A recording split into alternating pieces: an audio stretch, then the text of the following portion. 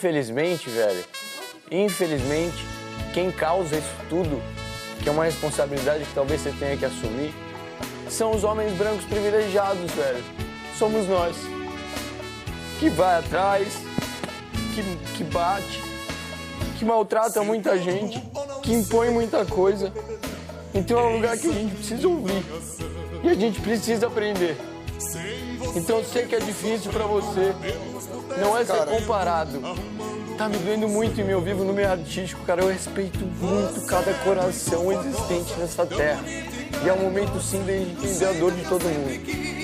E escutar. A gente tem que escutar. Não foi a intenção, eu tava junto tomando, não foi a intenção, mas não é esse o ponto. É entender o nosso lugar de fala. A gente é branco, a gente é homem, a gente é hétero, a gente é privilegiadaço, cara. Então é um lugar importante de ser falado isso.